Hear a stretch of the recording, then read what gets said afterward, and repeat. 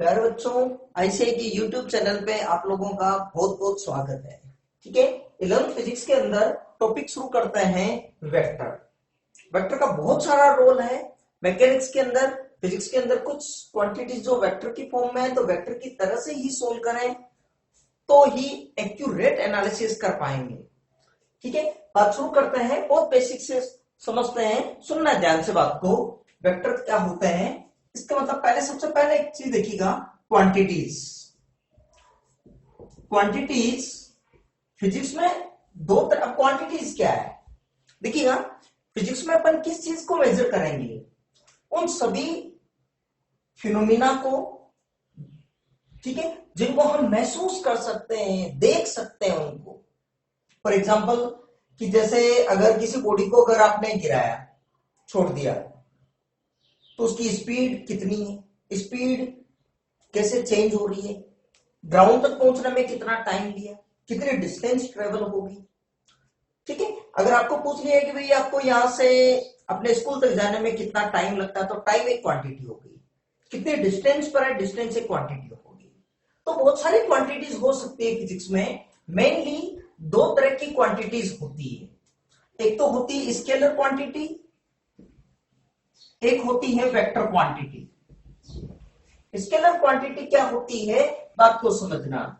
कोई ऐसी क्वांटिटी जिसका एनालाइज करने के लिए, ठीक है, जिसको एक्सप्लेन करने के लिए हमें डायरेक्शन की कोई रोल नहीं है, डायरेक्शन की नीड नहीं है, डायरेक्शन का कोई जरूरत भी नहीं है, कोई इंपॉर्टेंस नहीं है, केवल मैग्नीट्यूड, मैग्नीट्यूड उसका कितना है ये सफिशियंट है। मैग्नीट्यूड मतलब उसकी वैल्यू कितनी है। ठीक है, फॉर एग्जाम्पल इस बात को थोड़ा सा समझते हैं। फॉर एग्जाम्पल मान लीजिएगा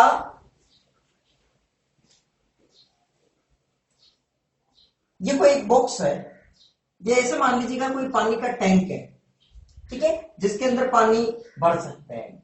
ठीक है, अब आपको ये समझना कि अगर मान लीजिएगा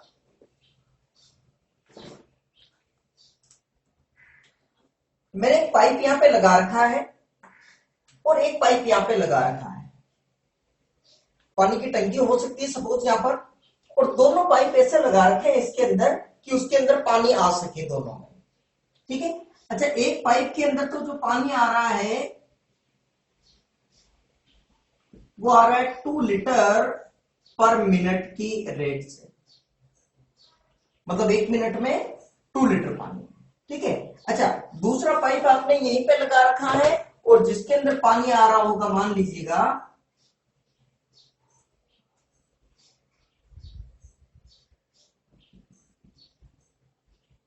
5 लीटर पर मिनट की रेट से।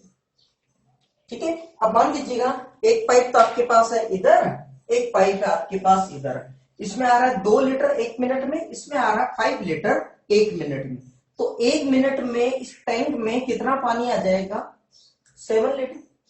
अच्छा, मान लीजिएगा दोनों पाइप इसी डायरेक्शन में। अच्छा, एक पाइप को अगर इधर कर दिया मैंने घुमाकर, तो क्या पानी की क्वांटिटी में कुछ चेंजेस आएगा क्या?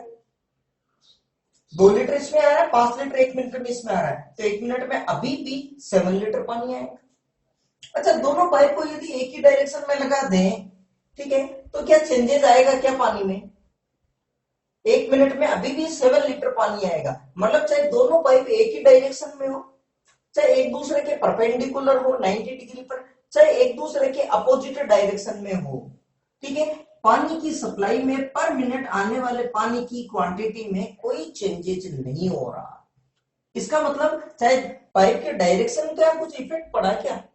कब इफेक्ट पड़े? कोई इफेक्ट नहीं पड़ा। इफेक्ट कब पड़ना? जब मान लीजिएगा इसमें उसमें प्रेशर में कम ज्यादा कुछ डिफरेंस हो जाए, 5 लीटर पर मिनट की बजाय 6 लीटर पर मिनट आने लग जाए, तो अब 1 मिनट में जो पानी 7 लीटर आ रहा था अब 8 लीटर आने लग जाएगा। ठीक है, तो अगर मान लीजिएगा तो डायरेक्शन का तो कोई रोल है ही नहीं। ठीक है, तो ऐसी क्वांटिटी जिसको हमको एनालाइज करने के लिए केवल मैग्नीट्यूड ही इनफ है उसको समझने के लिए, डायरेक्शन का कोई रोल नहीं है, ऐसी क्वांटिटीज क्या कहलाएगी, स्केलर क्वांटिटीज। ठीक है, स्केलर क्वांटिटीज के एग्जांपल्स ये हम कह सकते हैं कि डिस्टेंस हो जाती है, वॉल्यूम, पानी की क्वांटिटी वॉल्यूम हो जाती है। ठीक है, आगे और डिस्कस करेंगे इसके अंदर, वर्क वगैरह बहुत सारी चीजें डिस्कस करेंगे, एनर्जी हो गई, ये सब चीज। दूसरी बात, वेक्टर क्वांटिटी क्या होती है, बात को समझना।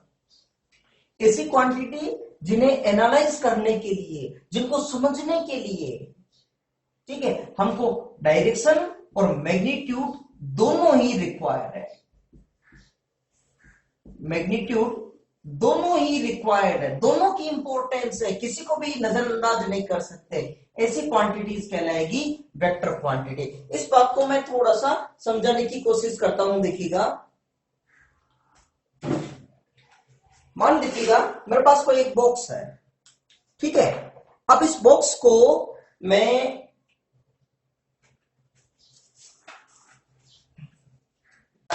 इसके ऊपर, बॉक्स यहां पे रखा हुआ है और इस बॉक्स पर मान लीजिएगा मैं इस पर फोर्स अप्लाई कर रहा हूं, धक्का दे रहा हूं, मतलब फिजिक्स के लैंग्वेज में बात करें तो इस पर फोर्स अप्लाई कर रहे हैं। मान, अच्छा, फोर्स की यूनिट होती है न्यूटन, न्यूटन, ठीक है। मान लीजिएगा मैं 3 न्यूटन का या 2 न्यूटन का फोर्स अप्लाई कर रहा हूं इस डायरेक्शन में, ठीक है। 2 न्यूटन का फोर्स अप्लाई कर रहा हूं इस डायरेक्शन में, तो क्या होगा, ये ब्लॉक 2 न्यूटन के इफेक्टिव फोर्स से इधर की तरफ चलने लगेगा। अब मेरा एक पहलवान दोस्त आया, वो कह रहा है यार बिल्कुल पतला दुबला आदमी है और बेवजह परेशान हो रहा है, कहा ग्रुप में भी तेरी हेल्प करता हूं। तो मैं तो 2 न्यूटन फोर्स इधर लगा रहा था और वो आया कि 5 न्यूटन का फोर्स इधर अप्लाई करने लग गया, ठीक है। इसको मान लेता हूं मैं 2 न्यूटन के हिसाब से, 2 न्यूटन इधर और ये हो गया 5 न्यूटन, वो भी इसी डायरेक्शन में अप्लाई कर रहा है, ठीक है। अब क्या होगा कि ये जो ब्लॉक है इफेक्टिव फोर्स कितना हो जाएगा आपके पास, 7 न्यूटन। तो 7 न्यूटन की इफेक्टिव फोर्स से इधर की तरफ चलेगा रिजल्टेंट फोर्स से। अब बातों बातों में हमारे हो गया झगड़ा, तो मेरे दोस्त ने कहा भाई मैं तो तेरे साथ अब नहीं रहूंगा, अब मैं तो लगा रहा हूं भाई, तू जाए तो जा, मैं तो लगा रहा हूं 2 न्यूटन का फोर्स इधर, और वो पहलवान भाई आ गया इधर कितने न्यूटन से, 7 न्यूटन का फोर्स, सॉरी 5 न्यूटन का फोर्स अप्लाई कर रहा है वो इधर, 5 न्यूटन का फोर्स अप्लाई कर रहा है वो इधर की तरफ, ठीक है। और मैं 2 न्यूटन का ही फोर्स अप्लाई कर रहा हूं इस डायरेक्शन के अंदर। अब क्या होगा, पूरा रिजल्ट ही चेंज हो जाएगा। जो चीज पहले ये ब्लॉक 7 न्यूटन से इधर की तरफ मूव कर रहा था, अब टोटल रिजल्टेंट फोर्स कितना हो जाएगा, 3 न्यूटन से मैं खुद पीछे चलने लगूंगा। ये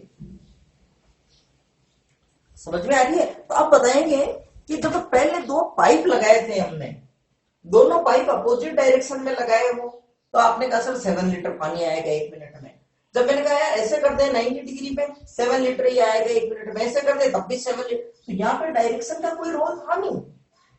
लेकिन जैसे हम फोर्स की बात कर रहे हैं कि जब दोनों फोर्स एक ही डायरेक्शन में लगा, आपने कहा रिजल्टेंट फोर्स है जो 7 न्यूटन लगेगा, के 5 न्यूटन 2 न्यूटन, तो आपने कहा रिजल्टेंट फोर्स लगेगा 7 न्यूटन। ये वाला केस हो गया 2 न्यूटन 5 न्यूटन, तो आपने कहा सर आंसर आएगा 3 न्यूटन। मैग्नीट्यूड चेंज नहीं किया, दोनों फोर्स की डायरेक्शन चेंज करते ही रिजल्ट चेंज हो गया। इसका मतलब रिजल्टेंट फोर्स केवल मैग्नीट्यूड पर ही डिपेंड नहीं कर रहा है, मैग्नीट्यूड के साथ साथ डायरेक्शन पर भी डिपेंड करता है। डायरेक्शन को नजरअंदाज नहीं कर सकते। ऐसी क्वांटिटीज जिनमें डायरेक्शन और मैग्नीट्यूड दोनों का ही रोल है, ऐसी क्वांटिटीज को कहते हैं वेक्टर क्वांटिटी। एग्जांपल फोर्स हो जाएगा। आगे और बात करेंगे कि डिस्प्लेसमेंट क्या होता है, डिस्प्लेसमेंट, वेलोसिटी, ठीक है, इन सब की चीजों की और डिस्कस करेंगे आगे, ठीक है। ये हुई वेक्टर क्वांटिटी। अब एक बात बताएं, अगर मैं आपको ये कहूं, अगर मैं आपको कहूं किसी बॉक्स पर, इस बॉक्स पर 3 न्यूटन और 4 न्यूटन के 2 फोर्स अप्लाई हो रहे हैं, तो बताएं रिजल्टेंट फोर्स कितना होगा। अगर आप सोच रहे हैं 7 न्यूटन, तो आंसर आपका गलत भी हो सकता है, क्योंकि कोई जरूरी थोड़ी ना है कि 3 न्यूटन भी इधर और 4 न्यूटन भी इधर एक ही डायरेक्शन में लगा हो? ऐसा भी तो हो सकता है ना कि 3 न्यूटन तो इधर लगा हो और 4 न्यूटन इधर लगा हो। अब आप कहोगे सर 1 न्यूटन भी तो हो सकता है। हाँ तो हो सकता है, लेकिन अब मान लीजिए ऐसी कंडीशन हो गई कि 3 न्यूटन इधर लग रहा हो और 4 न्यूटन इधर लग रहा हो। अब रिजल्टेंट और अलग हो जाएगा। बजाय आपको आंसर देने के आपको वापस क्रॉस क्वेश्चन करना चाहिए कि सर दोनों फोर्स कौन सी डायरेक्शन में लग रहे हैं।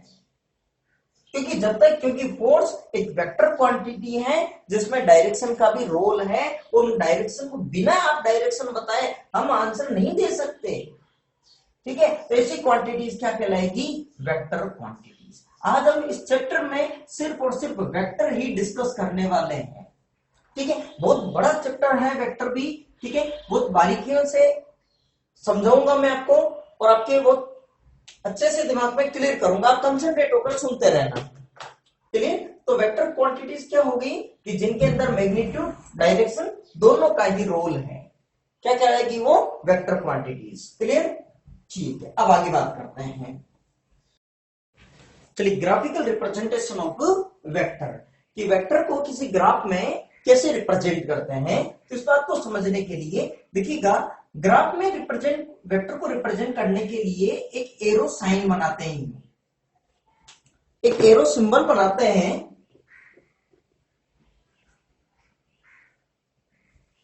ठीक है, ये इस एरो की लेंथ, इस एरो की यहां से यहां तक बिल्कुल टिप पॉइंट से ये लेंथ तो बताती है इसका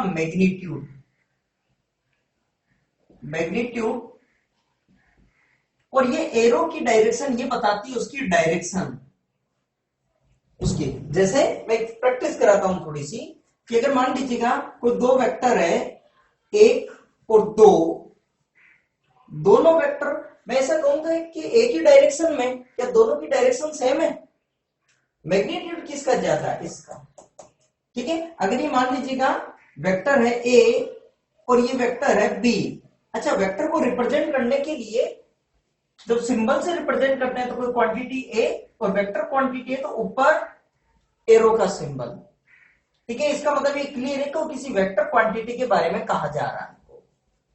ठीक है, इसके अंदर दोनों चीजें शामिल होगी, ध्यान रखना। क्या क्या?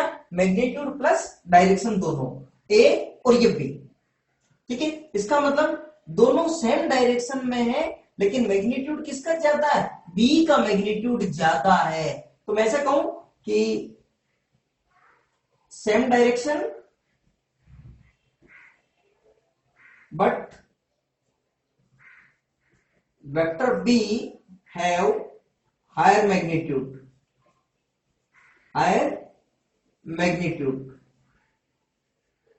अच्छा, अगर इसकी बात करें,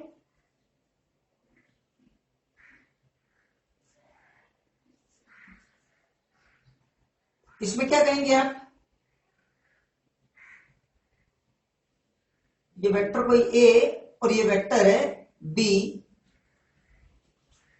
तो डायरेक्शन भी अलग है, मतलब अपोजिट डायरेक्शन हो गई। एक ही डायरेक्शन ही है, बी की है, तो अपोजिट डायरेक्शन और मैग्नीट्यूड डिफरेंट, तो मतलब डिफरेंट मैग्नीट्यूड, मतलब मैग्नीट्यूड ज्यादा किसका है? बी का ज्यादा, लेंथ ज्यादा है ना, तो different magnitude but opposite direction, और एग्जांपल देखिएगा, अगर मान लीजिए इस तरह से कहते हैं, इसका मतलब ये मान लीजिए कोई वेक्टर है x, ये कोई वेक्टर है y, इसका मतलब दोनों का मैग्नीट्यूड तो सेम है, देखो लेंथ इक्वली हो गई और डायरेक्शन भी सेम, तो both magnitude and direction are same, magnitude and direction are same. अच्छा, इसका क्या कहेंगे?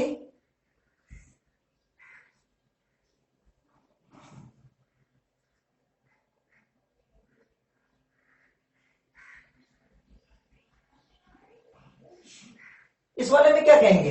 ये कोई वेक्टर है ए, ये कोई वेक्टर है बी, कोई सर्किल के सेंटर पे दोनों की टेल है, दोनों के एड उसके सर्कमफेरेंस में, इसमें क्या कहेंगे? दोनों का मैग्नीट्यूड इक्वल है कि नहीं है? मैग्नीट्यूड इक्वल है, लेकिन डायरेक्शन डिफरेंट है। डिफरेंट और अपोजिट में, अपोजिट के अंदर ज्यादा इंफॉर्मेशन मिल रही है क्योंकि 180 डिग्री का है।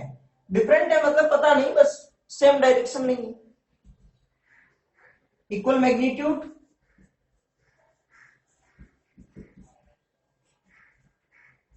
But different direction, different direction. Clear? अच्छा, अगर मान लीजिए इस तरह से हो जाए कि एक वेक्टर हो गया ये, एक वेक्टर हो गया ये वेक्टर ए और ये बी, तो मैग्नीट्यूड भी अलग है और डायरेक्शन भी अलग है। तो both magnitude and direction are different, both magnitude and, मतलब magnitude and direction both are different. Clear यहां तक? ठीक है, तो ग्राफिकली रिप्रेजेंटेशन इस तरह से होता है। क्लियर? अब बात करते हैं थोड़ा सा आगे की और चीज, रब कर दो ना इसको। चलिएगा, अब बहुत सारे टाइप्स ऑफ वेक्टर, ठीक है, फिर उनका एडिशन और सब्सट्रैक्शन भी करेंगे। ठीक है, type of vector, types of vector, vector के टाइप्स कौन कौन से देखिएगा। नंबर एक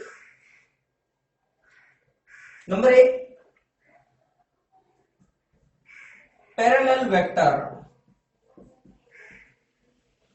तो कोई भी दो वेक्टर जो एक ही डायरेक्शन में हो क्या कहलाएंगे? Parallel vectors. एक ही डायरेक्शन में हो, ए बी एक ही डायरेक्शन में हो,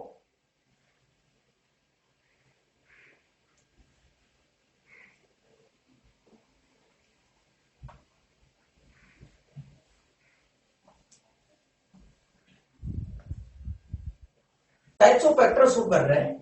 ठीक है, नंबर एक पैरेलल वेक्टर। पैरेलल वेक्टर तो कोई भी दो वेक्टर जो एक ही डायरेक्शन में हो क्या कहलाएंगे? Parallel vector. पैरेलल वेक्टर के अंदर डायरेक्शन सेम होनी चाहिए, मैग्नीट्यूड इक्वल हो तब भी ठीक, नहीं हो तब भी ठीक, मतलब सेम डायरेक्शन। ठीक है, ए और बी। नंबर दो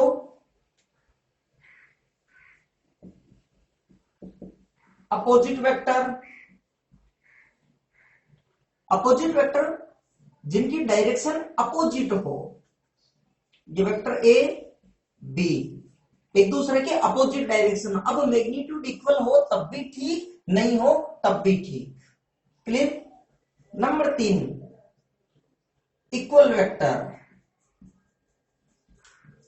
इक्वल वेक्टर कोई भी दो वेक्टर जो सेम डायरेक्शन में है, तो पैरेलल तो है ही, सेम पैरेलल वेक्टर के लिए मैग्नीट्यूड इक्वल होना जरूरी नहीं है, लेकिन अगर कोई दो वेक्टर जिनका मैग्नीट्यूड और डायरेक्शन दोनों ही सेम हो तो फिर वो कहलाएंगे इक्वल वेक्टर। कि अगर ये मान लीजिएगा ये वेक्टर है ए, ये वेक्टर है बी, तो क्या दोनों का मैग्नीट्यूड भी इक्वल है, दोनों की डायरेक्शन भी सेम है, तो हम इसमें कह सकते हैं कि वेक्टर ए इक्वल है वेक्टर बी की। क्लियर यहां तक? Number four negative vector. Negative vector तो नेगेटिव वेक्टर क्या है?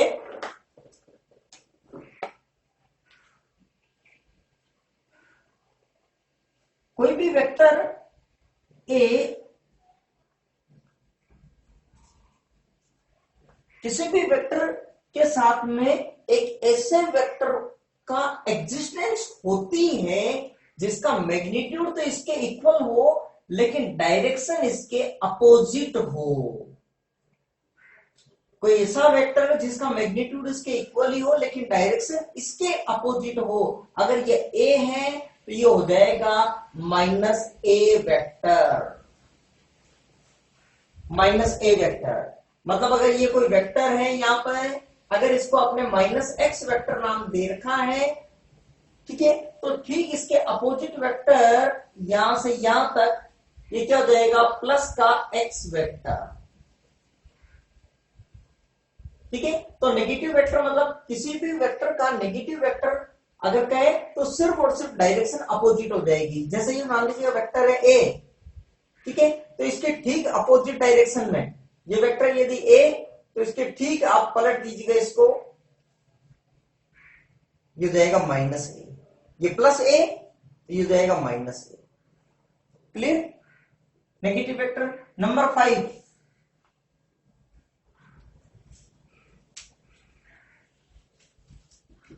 Collinear vector.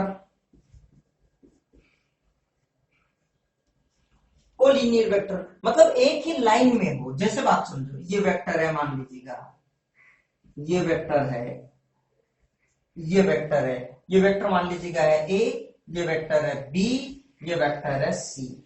ठीक है, अगर मान लीजिएगा सारे देखिएगा एक ही लाइन के अंदर आ रहे हैं कि नहीं आ रहे हैं,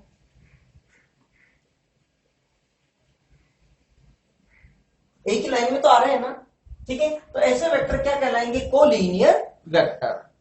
क्लियर यहां तक? Number 6, intersecting vector. Intersecting vector तो कोई भी दो वेक्टर जो एक दूसरे को इंटरसेक्ट करते हो क्या कहलाएंगे, इंटरसेक्टिंग वेक्टर। ये वेक्टर मान लीजिएगा है ए, ये वेक्टर है बी, एक दूसरे को इंटरसेक्ट कर ही रहे, तो ये क्या हो गए, इंटरसेक्टिंग वेक्टर। क्लियर यहां तक? ठीक है, और आगे देखिएगा, रब कर दू यहां तक।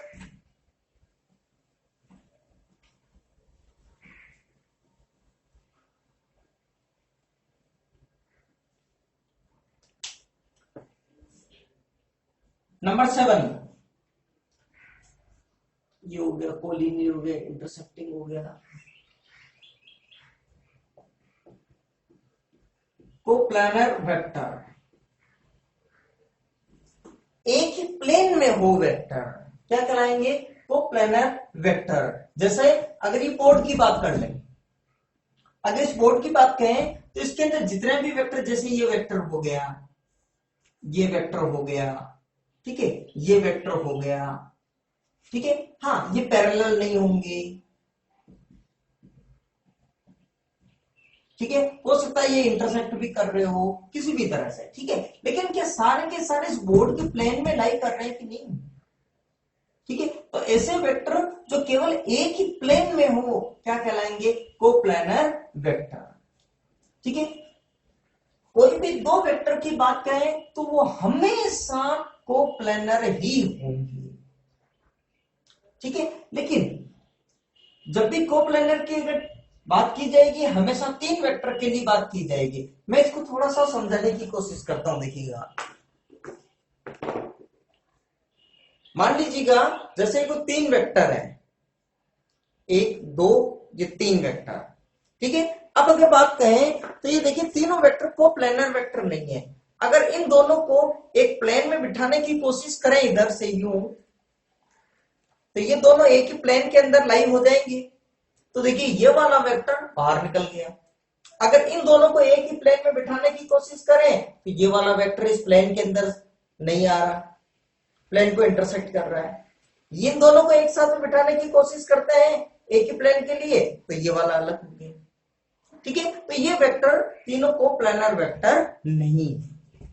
ठीक है, समझ में आ रही है यहां तक बात? अब आगे देखिएगा, नंबर 8,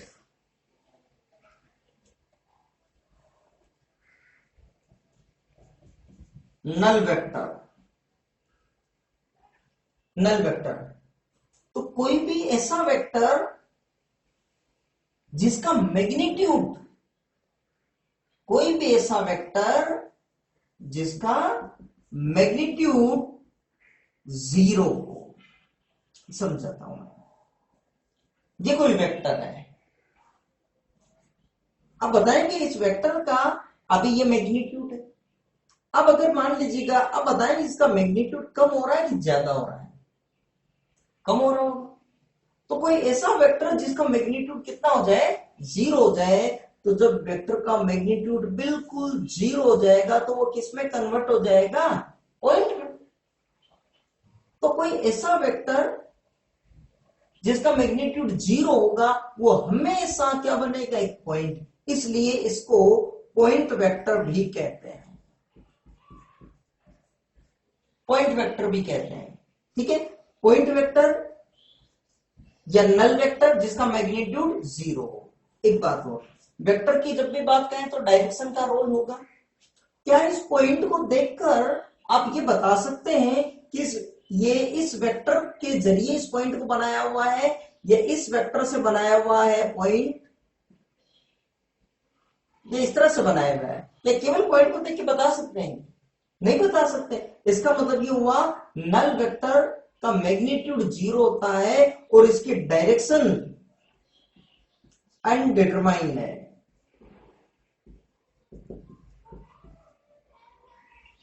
आप डिटरमाइन नहीं कर सकते। देखिए दो वर्ड्स होते हैं, एक तो इम्पॉसिबल और एक अनडिटरमाइंड। इम्पॉसिबल का मतलब तो ये पॉसिबल ही नहीं है, हो ही नहीं सकता, ऐसा गलत है, असंभव। ठीक है, अनडिटरमाइंड का मतलब पॉसिबल तो है लेकिन हम उनको भी पता नहीं लगा पा रहे कि है क्या।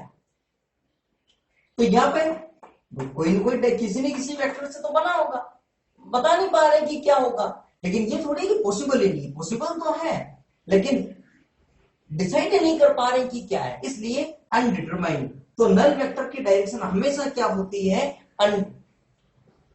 अनडिटरमाइंड। क्लियर? और पॉइंट वेक्टर क्यों कहते हैं, क्योंकि नल वेक्टर हमेशा क्या होगा, एक पॉइंट होगा। क्लियर यहां तक बात? अब बात को सुनो।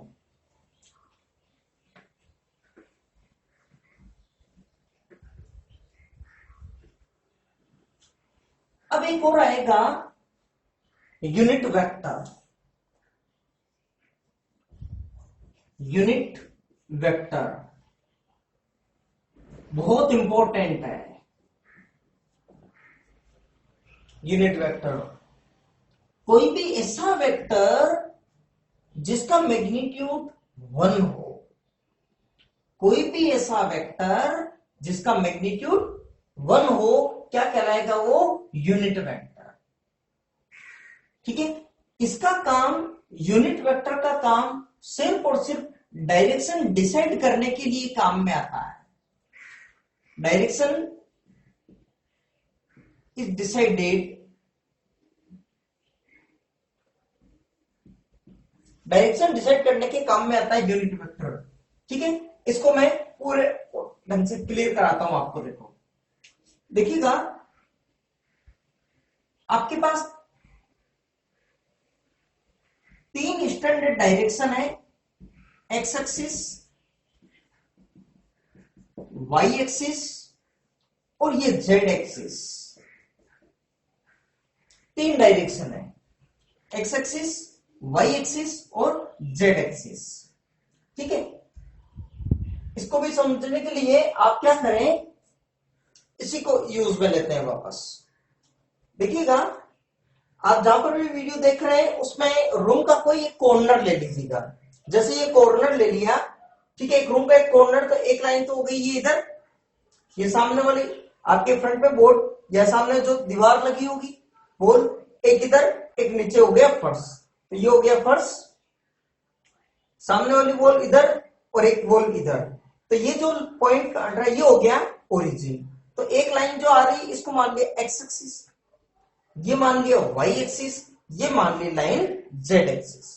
किन्हीं भी 2 एक्सिस के बीच में एंगल देखिएगा हमेशा 90 डिग्री होता है। 2D में आपने 10th में पढ़ा होगा, केवल 2 ही एक्सिस होती है, एक्स एक्सिस और वाई एक्सिस। इसके अंदर 3 एक्सिस होती है, एक्स एक्सिस, वाई एक्सिस और जेड एक्सिस, और तीनों के बीच में 90 डिग्री का एंगल है। 3D वाली चीज को कभी भी 2D में बना ही नहीं सकते, केवल और केवल आपके दिमाग में इसका डायग्राम को फीड किया जाता है। अब बताएं, ये है ओरिजिन, ये हो गई एक्स एक्सिस। तो अगर बताएंगे कि अगर मान लीजिएगा ये एक्स एक्सिस है, 2D में किसी पॉइंट के कोऑर्डिनेट क्या होते हैं, एक्स कोमा वाई। ठीक है, अब 3D में किसी पॉइंट के कोऑर्डिनेट होते हैं X comma Y comma Z. ठीक है, अब इसको समझते हैं। ठीक है, मान लीजिएगा ये ओरिजिन है यहां पर, ठीक है, ये ओरिजिन हो गया यहां पर, ये आपका फर्स्ट। क्लियर। और अब मान लीजिएगा अगर एक बॉडी, जैसे मैं मान लीजिएगा यहां पर खड़ा हूं ओरिजिन पे, तो मेरे कोऑर्डिनेट क्या हो जाएंगे 0,0,0। अब मैं सिर्फ एक्स एक्सिस डायरेक्शन में चल रहा हूं, मान लीजिएगा 1 पॉइंट पे शिफ्ट हो गया, तो मेरे कोऑर्डिनेट क्या हो जाएंगे 1,0,0। एक्स सिर्फ 1, X axis, Y axis, Z axis. ठीक है, तो मेरे कोऑर्डिनेट क्या हो जाएंगे यहां पर 1,0,0। अच्छा मैं वापस ओरिजिन पे आ गया तो 0,0,0। अच्छा मान लीजिएगा मेरे पास कुछ तांत्रिक शक्ति है जिसकी वजह से मैं ऊपर भी चढ़ सकता हूं, और मैं 3 पॉइंट ऊपर शिफ्ट हो गया, यहां पे बैठ गया यहां पे, तो मेरे कोऑर्डिनेट क्या हो जाएंगे पहले एक्स फिर वाई जेड। तो एक्स का कोऑर्डिनेट 0, वाई कितना हो गया 3, जेड भी 0, तो कोऑर्डिनेट क्या हो जाएंगे 0,3,0। ठीक है, अब वापस नीचे उतर गया, ओरिजिन पे आ गया, ओरिजिन पे आ गया तो वापस बताएंगे, ओरिजिन पे आ गया तो कोऑर्डिनेट वापस कितने हो जाएंगे 0,0,0। अब मान लीजिएगा मैं जेड डायरेक्शन में चल गया 4 पॉइंट, यहां पे आ गया, तो मेरे कोऑर्डिनेट क्या हो जाएंगे 0,0,4। वापस यहां चला गया तो 0,0,0। क्लियर यहां तक चीज। अब बात को सुनना, मान लीजिएगा मैं वेक्टर देखिए धीरे धीरे ग्राफिकल मेथड को मैथमेटिक्स में लाने की कोशिश कर रहा हूं वेक्टर में। ये एक्स एक्सिस, ये वाई एक्सिस, और ये क्या हो गई जेड एक्सिस। क्लियर। अब मान लीजिएगा मैं यहां से किसी पॉइंट ए पर शिफ्ट हो गया, ठीक है, और इसके कोऑर्डिनेट है मान लीजिएगा 2 पॉइंट शिफ्ट, तो कोऑर्डिनेट क्या हो गए 2,0,0। क्लियर। अब वो बात सुनो, अगर यहां पर की बात करें तो पॉइंट हो गया ए 2, 0, 0। अब अगर इस पॉइंट को 2 को ओरिजिन से एक लाइन खींच दें यहां तक, और एक एरो का चिन्ह लगा दें यहां पर, एरो तीर लगा दिया यूं,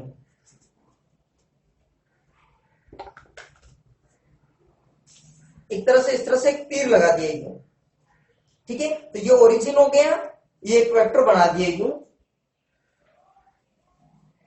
ठीक है, तो ये ओ ए एक वेक्टर बन गया ना। अब इसका मैग्नीट्यूड तो कितना हो गया 2, ठीक है, इसका मैग्नीट्यूड तो हो गया 2, ये हो गया ओरिजिन, इसके कोऑर्डिनेट हो गए 0, 0, 0।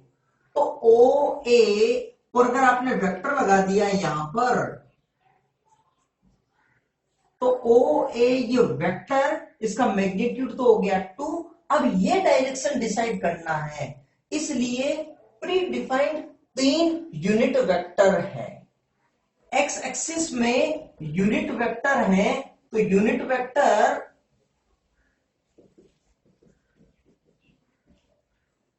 अलोंग एक्स एक्सिस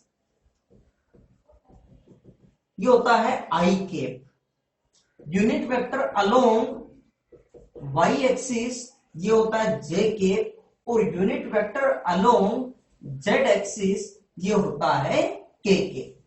तो अगर यहां पर यूनिट वेक्टर क्या हो गया आई केप, इसका मैग्नीट्यूड हो गया 2, तो ओ ए अगर आई केप लगा दिया मैंने तो ये हो गया ओ ए।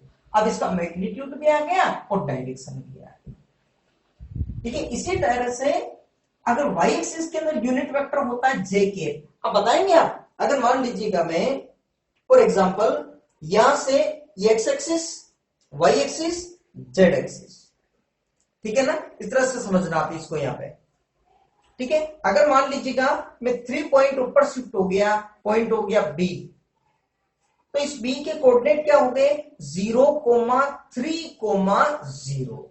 अब अगर मैं वेक्टर इससे बना दिया तो ये ओ बी वेक्टर बन गया ना, ये ओ बी वेक्टर बन गया, इसका मैग्नीट्यूड कितना हो गया 3। अच्छा ये डायरेक्शन कौन सी जे के, तो इसका ओ बी की बात कर लू मैं, अगर इस तरह से बना दिया, पॉइंट बी बना दिया यहां पे 0, 3, 0, तो अगर ओ बी वेक्टर की बात करें तो क्या आ जाएगा बताएंगे आप? 3 जे कैप केवल, जे कैप। अच्छा इसी तरह से बताएंगे, मान लीजिएगा मैं जेड एक्स में 4 पॉइंट इधर शिफ्ट हो गया, तो मेरे इसके कोऑर्डिनेट कितने हो गए?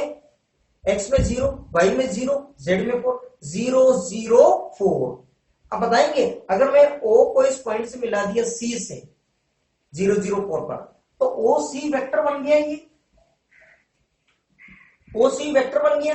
तो इसका कोऑर्डिनेट वेक्टर क्या हो जाएगा? 4 के। क्लियर यहां तक?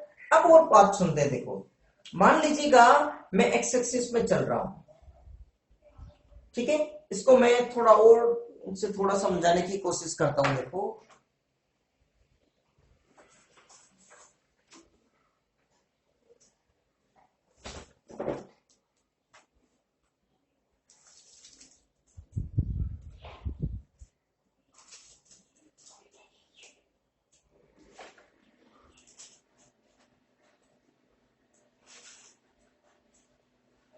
और ये वाली चीज थर्ड एक्सेस ये होगी, मतलब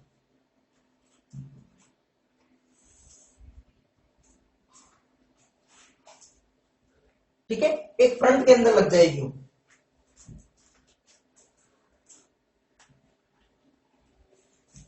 इस डायरेक्शन से, ठीक है। तो एक तरह से रूम वाला पार्ट बन गया ये, ठीक है। अब अगर मान लीजिएगा, अब आप ऐसे बताएं, अगर मान लीजिएगा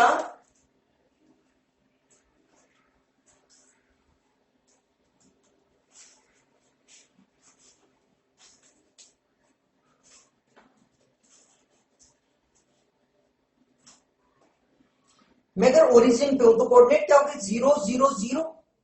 अगर मैं 2 पॉइंट इधर चल गया एक्स एक्सिस पे तो कोऑर्डिनेट क्या हो गए? 2 0 0। अच्छा वहीं से 3 पॉइंट ऊपर शिफ्ट हो गया तो कोऑर्डिनेट क्या हो गए? 2 3 0। अच्छा यहां से 4 पॉइंट इधर आ गया जेड एक्सिस में, तो इस पॉइंट के कोऑर्डिनेट कितने हो गए? 2 3 4।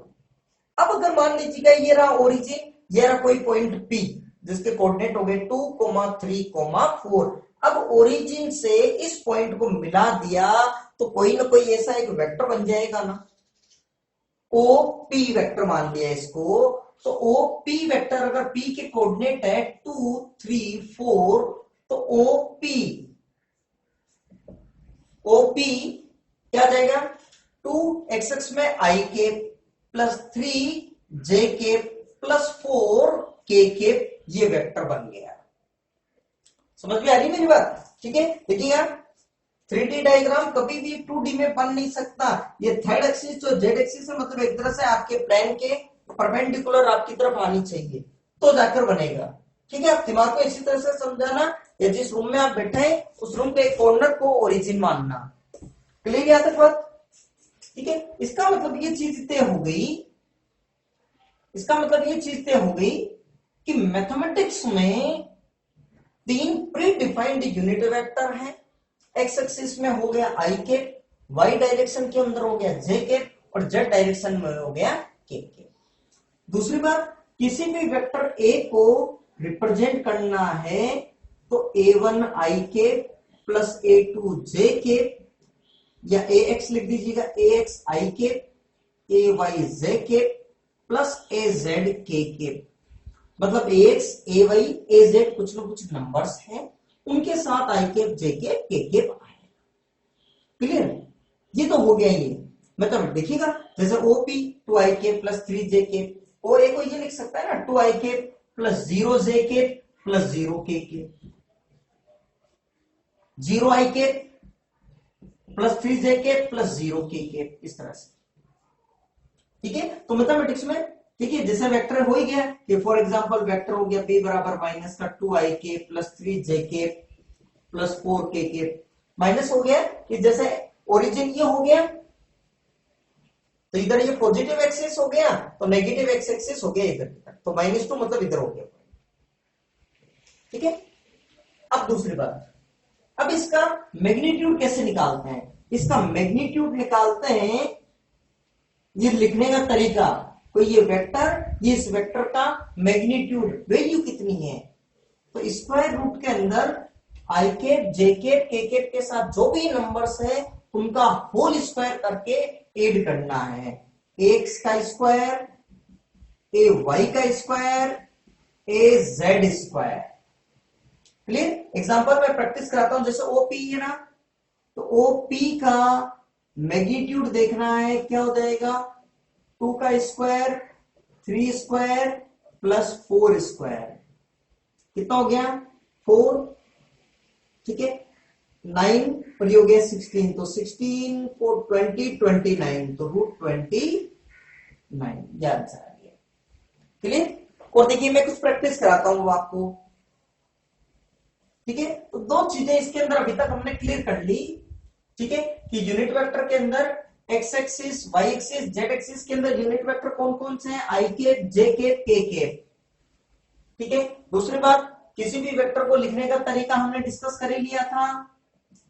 ए एक्स आई केप प्लस ए वाई जे केप प्लस ए जेड के केप, और इसका मैग्नीट्यूड भी निकालना सीख लिया। आई केप जे केप के साथ जो भी नंबर्स है उसका होल स्क्वायर। और प्रैक्टिस करते हैं थोड़ी सी। इफ कोई वेक्टर ए इक्वल टू है माइनस आई के प्लस 2 जे के प्लस 3 के, ठीक है, तो इसका मैग्नीट्यूड अगर निकालना है क्या होगा? -1 का स्क्वायर प्लस 2 का स्क्वायर प्लस 3 स्क्वायर, तो कितना हो गया? 9। देखो -1 का स्क्वायर, जो भी नंबर्स है उनका होल स्क्वायर करना है। -1 स्क्वायर 1, 10 √14। ठीक है, कोई वेक्टर बी बराबर है 2i के माइनस 3j के प्लस के। ठीक है, तो इसका मैग्नीट्यूड क्या हो जाएगा? 2 square plus -3 square plus 1 square. गलती मत करना, ज्यादा कुछ स्टूडेंट्स इतने से जल्दबाजी में ये लिखते हैं 2 का स्क्वायर -3 स्क्वायर प्लस 1 स्क्वायर। -3 का होल स्क्वायर होना चाहिए। इसीलिए तो मैं कह रहा हूं कि आई cap, J cap, K cap के साथ जो भी नंबर्स है पॉजिटिव हो चाहे नेगेटिव, उनका होल स्क्वायर करना है। ठीक है, तो कितना हो जाएगा ये? 4 भाई 9 और 1 √14। ये तो गलत ही हो गया। क्लियर? कोई दिक्कत नहीं? ठीक है, अब आते हैं इसके अंदर कुछ क्वेश्चंस हुए। ठीक है, अब देखिएगा, यूनिट वेक्टर को वापस एक बार डिफाइन करते हैं। यूनिट वेक्टर क्या होता है? कोई भी ऐसा वेक्टर जिसका मैग्नीट्यूड क्या हो, क्या कहलाएगा? Unit vector. अब बताओ, देखिए क्या ये यूनिट वेक्टर है? क्या मैग्नीट्यूड निकालो, कितना आया? √14, तो 1 थोड़ी आया है। इसका मतलब ये यूनिट वेक्टर नहीं है। क्या ये यूनिट वेक्टर है? नहीं। अच्छा, अगर मान लीजिए कोई वेक्टर है सी equal to I K plus जे के माइनस के cap upon √3,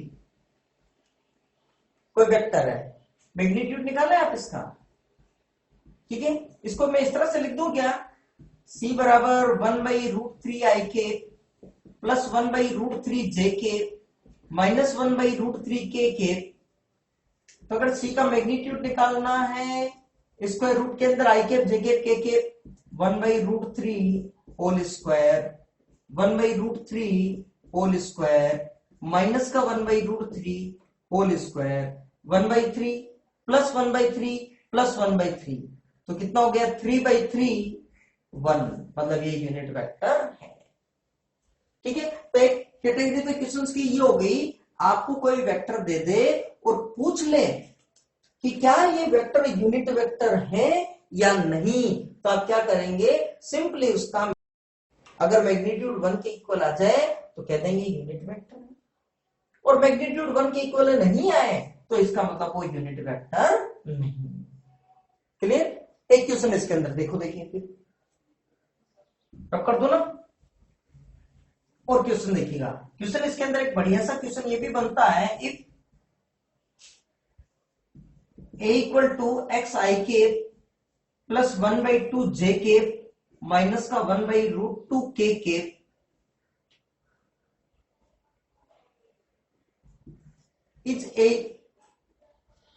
is an unit vector find x. कोई वेक्टर है जो यूनिट वेक्टर है, यूनिट वेक्टर है तो आपको एक्स फाइंड आउट करना है कितना है। अगर यूनिट वेक्टर है तो मैग्नीट्यूड कितना होना चाहिए, 1। यूनिट वेक्टर को डिफाइन इस तरह से किया है, अगर यूनिट वेक्टर अगर है तो मैग्नीट्यूड कितना होना चाहिए, 1। तो मैग्नीट्यूड निकालें, तो मैग्नीट्यूड निकालने का तरीका आपके पास स्क्वायर रूट के अंदर I cap J cap K cap जो भी उनका होल स्क्वायर,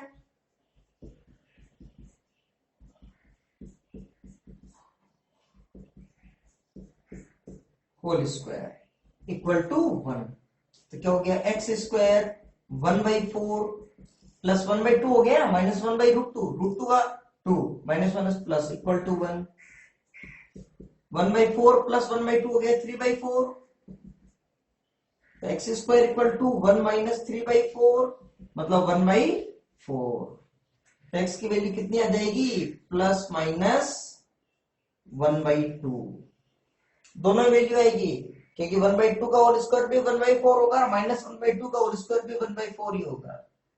एक कैटेगरी हो गई क्वेश्चंस की, कोई दिक्कत नहीं आता, क्लियर, समझ में आ रही बात, ठीक है। आगे बात कर रहे हैं हम, देखो चलिए शुरू करते हैं। देखिएगा कि find unit vector along any other vector. देखिएगा अभी तक हमने ऐसे क्वेश्चन कर लिए थे कि X axis Y axis Z axis की डायरेक्शन में जो यूनिट वेक्टर है वो है आई कैप जे कैप और के कैप, ठीक है। और कोई भी वेक्टर है उसको अपन इस तरह से भी रिप्रेजेंट कर सकते हैं, ए x I K plus A Y जे के प्लस ए जेड के के, और उसका मैग्नीट्यूड जो है वो इस तरह से निकाल लेते हैं, क्लियर। होल स्क्वायर प्लस ए वाई का होल स्क्वायर प्लस ए जेड का होल स्क्वायर, क्लियर यहां तक। अब मान लीजिए कोई एग्जांपल करते हैं, आपके पास सपोज कोई वेक्टर है ए इक्वल टू 2i के प्लस जे के प्लस 2k के या माइनस 2k के, ठीक है। पूछ लिया पहला क्वेश्चन, क्या ये यूनिट वेक्टर है, तो मैग्नीट्यूड निकाल के देखें। तो इसका अगर मैग्नीट्यूड निकालेंगे तो 2 का स्क्वायर प्लस 1 का स्क्वायर प्लस माइनस 2 स्क्वायर, तो कितना हो गया 4 4 8 1 9, तो √9 इक्वल टू 3, मतलब ये यूनिट वेक्टर तो नहीं है, ठीक है। अब हो सकता है फॉर एग्जांपल कि जैसे ये एक्स एक्सिस हो, ये वाई एक्सिस हो, और तीसरी एक्सिस जो इधर की तरफ आ रही है जेड एक्सिस हो, ठीक है। अब बात को सुनो, देखो समझो, ठीक है। अब मान लीजिएगा यहां पर कोई ये वेक्टर हो सकता है, जैसे कोई भी वेक्टर, ठीक है, ये कोई पॉइंट हो गया होगा P, तो अब ये कोई वेक्टर है, ये कोई वेक्टर हो गया होगा A फॉर एग्जांपल। अब ये यूनिट वेक्टर तो नहीं है क्योंकि मैग्नीट्यूड भी 1 नहीं है इसका, ठीक है। अब बताओ एक्स एक्स की डायरेक्शन में यूनिट वेक्टर क्या है, आई केप, वाई डायरेक्शन में unit vector J cap, Z direction में यूनिट वेक्टर क्या दे रखा है, के केप। ये तो स्टैंडर्ड है और प्री डिफाइंड है, पहले से डिफाइंड है। तो एक ही यूनिट वेक्टर को सामान्यतः केप से रिप्रेजेंट करते हैं, तो एक ही डायरेक्शन में कोई ना कोई ऐसा वेक्टर तो हो ही सकता है ना कि जिसका मैग्नीट्यूड 1 हो। मान लीजिएगा ये वेक्टर है, इसका मैग्नीट्यूड 3 है, तो इसका 1/3 पार्ट ऐसा एक वेक्टर बन सकता है जिसकी डायरेक्शन कौन सी है, एक ही डायरेक्शन ही है, और इसका मैग्नीट्यूड अगर इसके मैग्नीट्यूड का 1/3 है तो निश्चित रूप से इसका मैग्नीट्यूड बस इतने का मैग्नीट्यूड, एक ही डायरेक्शन भी हो गई और मैग्नीट्यूड 1, तो यूनिट वेक्टर हो गया। तो यूनिट वेक्टर, किसी भी वेक्टर की डायरेक्शन में यूनिट वेक्टर कैसे निकालना है, तो ये समझना बात हो। तो यूनिट वेक्टर, यही टॉपिक है हमारा कि unit vector along any other vector. तो unit vector along vector A, किसी भी वेक्टर की डायरेक्शन में यूनिट वेक्टर निकालना है तो ये टेक्निक होती है कि unit vector equal to unit vector, जैसे ए तो ए केप, यूनिट वेक्टर को सामान्यतः केप से रिप्रेजेंट करते हैं, ठीक है। तो vector upon magnitude of vector, magnitude of A, मतलब एक केप कोई भी वेक्टर और उसी वेक्टर का मैग्नीट्यूड,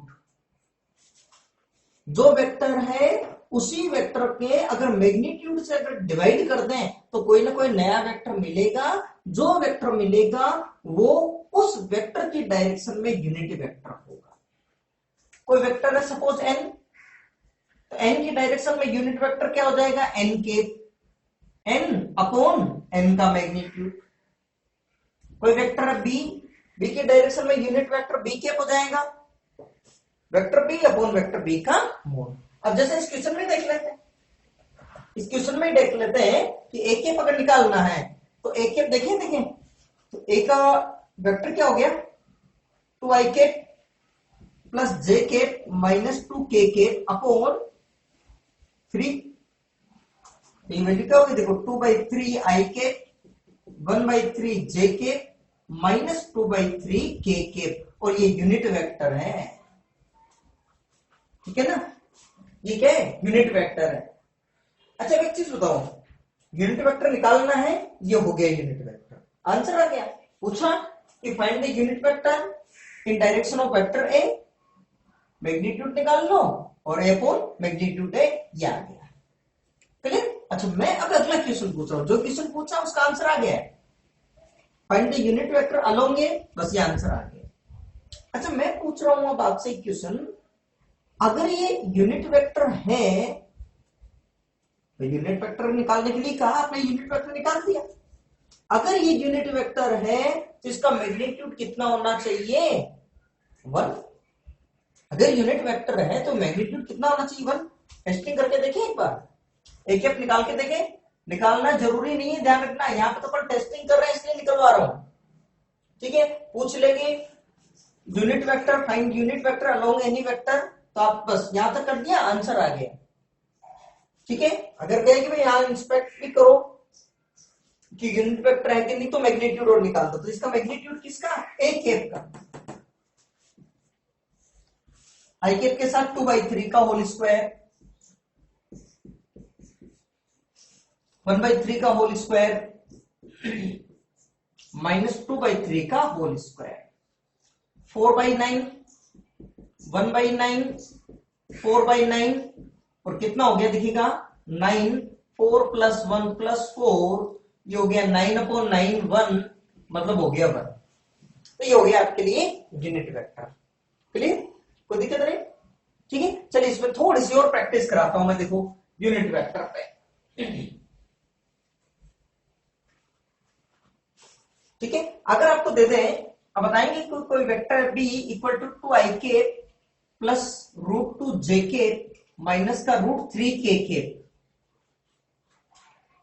ठीक है, और क्वेश्चन पूछ लिया इफ फाइंड बी कैप, मतलब बी के डायरेक्शन में यूनिट वेक्टर चाहिए, तो यूनिट वेक्टर कैसे निकालेंगे, बी कैप बराबर B upon mod of B, तो बी की जगह वैल्यू रख दूं, अच्छा बी की जगह मॉड ऑफ बी निकालना, पहले क्या जाएगा, स्क्वायर रूट के अंदर 2 का स्क्वायर √2 का स्क्वायर माइनस के √3 का स्क्वायर, तो कितना हो गई 4 + 2 + 3, √3 का स्क्वायर 3 और माइनस हो गया प्लस, तो कितना हो गया ये देखिएगा 9 मतलब 3 √9, ठीक है। तो बी कैप क्या आ गया 2i प्लस √2 j माइनस का √3 अपॉन 3, बस यही आंसर आ गया, ठीक है।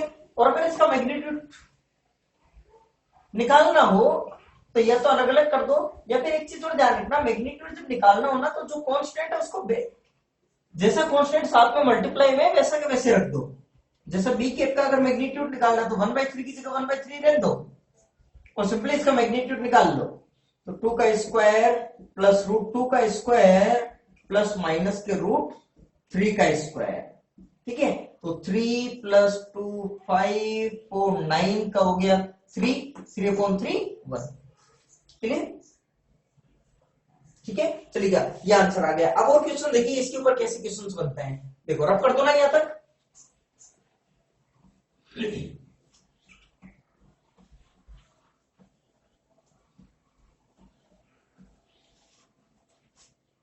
ठीक है। तो यूनिट वेक्टर कैसे निकालते हैं ये भी चीज क्लियर हो गई।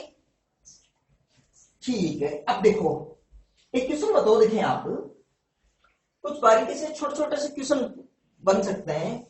अगर पूछ ले एक्स डायरेक्शन में यूनिट वेक्टर क्या है, आई के, ठीक है। अच्छा कोई दो ऐसे यूनिट वेक्टर बताओ जो अलग अलग डायरेक्शन में हो, सोचो क्या बताओगे। कोई भी दो यूनिट वेक्टर जो अलग अलग डायरेक्शन में हो, तो बहुत सारे हो सकते हैं। आई केप है, जे केप है, अलग अलग डायरेक्शन में यूनिट वेक्टर है, ठीक है। अच्छा ये तो स्टैंडर्ड है, और भी हो सकते हैं, के केप हो सकता है, ठीक है। अच्छा दूसरा, अगर क्वेश्चन पूछ ले कि एक्स एक्स के डायरेक्शन में कोई ऐसा वेक्टर बताओ जिसका मैग्नीट्यूड 2 हो, क्या आंसर देंगे। एक्स एक्स की डायरेक्शन में, एक्स एक्सिस की डायरेक्शन में कोई ऐसा वेक्टर जिसका मैग्नीट्यूड कितना हो, 2 हो, क्या लिखेंगे।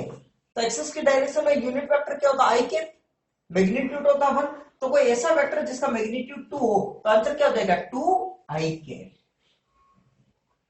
अच्छा वाई डायरेक्शन में कोई ऐसा वेक्टर बताओ जिसका मैग्नीट्यूड 4 हो, क्या आंसर देंगे, 4 जे के,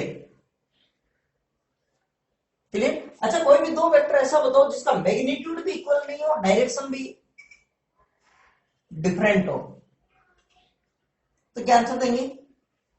बहुत सारे बन सकते हैं, 2 आई के, 3 जे के, मैग्नीट्यूड इसका 2 है, इसका मैग्नीट्यूड 3 है। अच्छा इसका मैग्नीट्यूड भी 2 कैसे देख लो आप, 2 आई के प्लस 0 जे के प्लस 0 के, क्योंकि मैग्नीट्यूड निकालना है 2 का स्क्वायर प्लस 0 का स्क्वायर प्लस 0 का स्क्वायर, ठीक है। तो स्क्वायर रूट के अंदर 4 वापस आ जाएगा 2, क्लियर। केवल आई कैप केवल जे कैप तो जो साथ में जो भी नंबर्स है वो अपने आप मैग्नीट्यूड ही है, और किसी तरह से जे कैप के कैप सब भी साथ में हो तो इस तरह से निकाल लेना मैग्नीट्यूड। अच्छा मैं एक क्वेश्चन और करते हैं, ठीक है, बहुत ध्यान से सुनना, बहुत बढ़िया सा क्वेश्चन है ये। कोई वेक्टर है आपके पास, क्वेश्चन दे दिया, find any vector in direction of vector A equal to 2ik plus 3jk having magnitude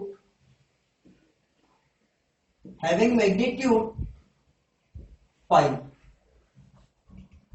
क्या पूछा है कि कोई भी ऐसा वेक्टर बताओ, लेकिन कौन सी डायरेक्शन में, इस एक ही डायरेक्शन में ऐसा वेक्टर बताओ जिसका मैग्नीट्यूड कितना हो, 5 हो। अच्छा एक ही डायरेक्शन में यूनिट वेक्टर क्या होगा, एक ही डायरेक्शन में यूनिट वेक्टर क्या होगा, एक ही। अच्छा एक्स एक्स की डायरेक्शन में यूनिट वेक्टर क्या होगा, आई के। वाई डायरेक्शन में यूनिट वेक्टर जे के। अच्छा जेड डायरेक्शन में यूनिट वेक्टर के। अच्छा मैं कहूं एक ही डायरेक्शन में यूनिट वेक्टर ए के। अच्छा अगर मान लीजिए क्वेश्चन ऐसा पूछ लिया जाए, क्वेश्चन ऐसा बन जाए कि एक्स एक्स डायरेक्शन में कोई ऐसा वेक्टर बताओ जिसका मैग्नीट्यूड 5 हो, क्या आंसर देंगे। एक्स एक्स डायरेक्शन में कोई ऐसा वेक्टर जिसका मैग्नीट्यूड 5 हो, 5 आई के। तो कोई भी ऐसा वेक्टर बताओ एक ही डायरेक्शन में जिसका मैग्नीट्यूड 5 हो, क्या लिखेंगे, क्या आंसर हो जाएगा, 5 एक केप। एक ही डायरेक्शन में यूनिट वेक्टर, अब कोई ऐसा वेक्टर एक ही डायरेक्शन में जिसका मैग्नीट्यूड 5 हो तो 5। तो एक केप को तो सिर्फ डायरेक्शन के लिए तो इस्तेमाल कर रहे हैं, यूनिट वेक्टर का काम ही यही है, ठीक है। तो 5 और ए की जगह क्या लिख दो, a अपॉन ए का मैग्नीट्यूड, तो कितना हो गया ये 5, और ए की जगह क्या रख देंगे, 2 आई के प्लस 3 जे के अपॉन कितना हो गया ये 2 प्लस 3, नहीं स्क्वायर रूट में 2 का स्क्वायर प्लस 3 का स्क्वायर, तो 4 प्लस 9 13, तो 5 2 आई के प्लस 3 जे के अपॉन रूट 13, ये आंसर आ गया। ठीक है, क्वेश्चन बन जाता है। देखिए रिजल्टेंट वेक्टर, रिजल्टेंट वर्ड का क्या मतलब हुआ है, इस बात को थोड़ा सा समझते हैं। देखिएगा के जगह आएगा रिजल्टेंट। रिजल्टेंट का मतलब होता है टोटल, टोटल। ठीक है, देखिए तो वेक्टर में जैसे हमने पहले तुमने ये डिस्कस कर लिया था कि वेक्टर क्वांटिटी के अंदर अगर कोई भी दो फोर्स लग रहे हैं, जैसे अगर ए फोर्स और बी फोर्स अगर टोटल लग रहे हैं, तो टोटल फोर्स कितना है, तो ए प्लस बी कहना गलत है, क्योंकि ए प्लस बी में अपन डायरेक्शन को तो नजरअंदाज कर रहे हैं, नेग्लेक्ट कर रहे हैं। ठीक है ना, तो देखिएगा, हाँ, जबकि ये सही है, हमेशा इसके अंदर डायरेक्शन भी ऐड कर रहे हैं साथ में। ठीक है, यहां पे समझना, मान लीजिएगा क्वेश्चन है, if vectors A equal to I K plus जे के, B equal to 2 I K plus जे के माइनस के, देन फाइंड क्या क्या पूछ सकते हैं। नंबर 1, मैग्नीट्यूड ऑफ ए मतलब ए बार, मैग्नीट्यूड ऑफ ए मतलब ए बार पूछ लिया, मैग्नीट्यूड ऑफ बी मतलब बी बार। ठीक है, थर्ड पूछ लिया magnitude of resultant of vectors, magnitude of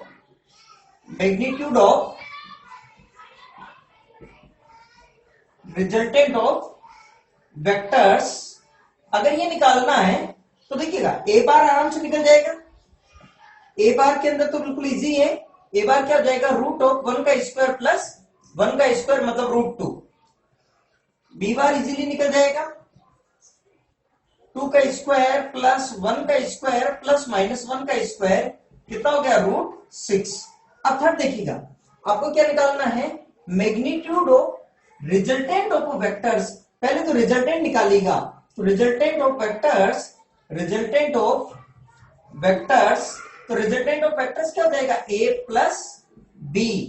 तो ए प्लस बी निकालना है, तो ए प्लस बी से बताएंगे अब क्या आंसर हो जाएगा।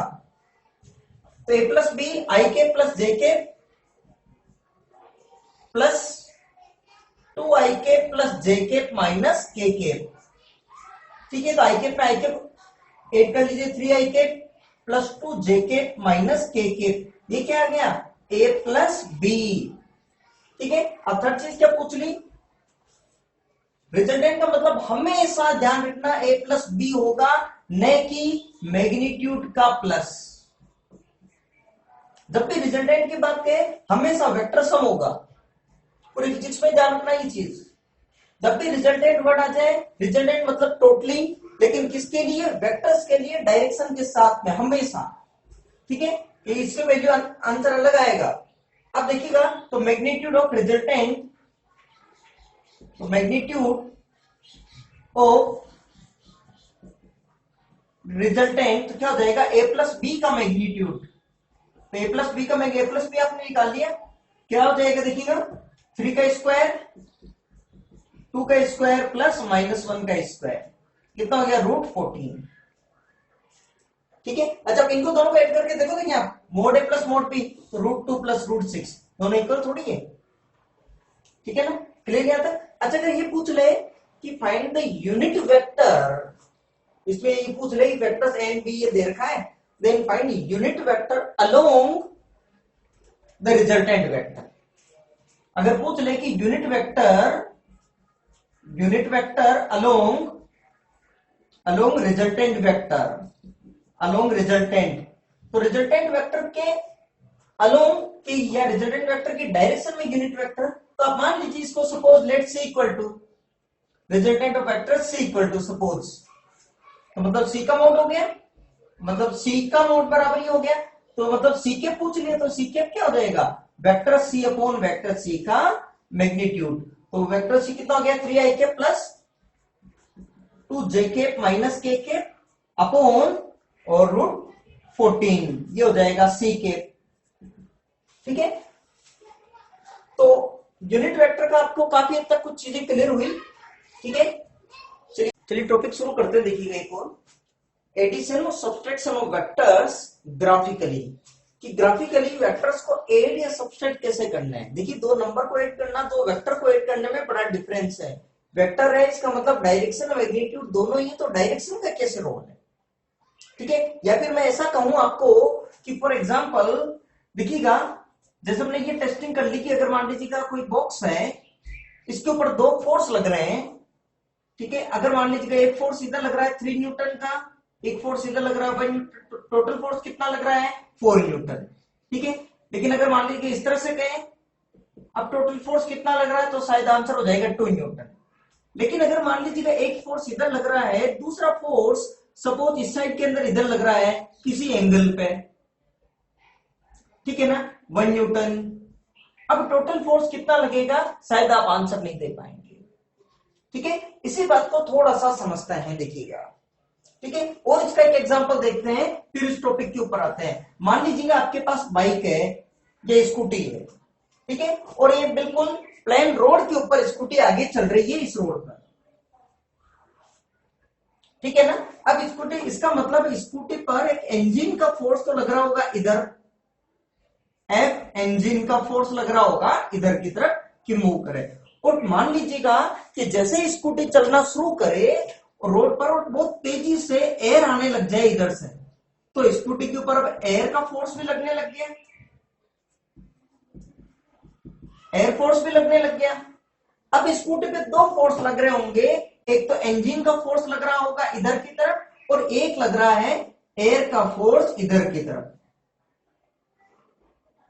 एफ एयर और एफ इंजन। एफ इंजन का मैग्नीट्यूड में ज्यादा दे रहा हूं क्योंकि इंजन का फोर्स निश्चित रूप से ज्यादा ही रहेगा एयर के फोर्स से।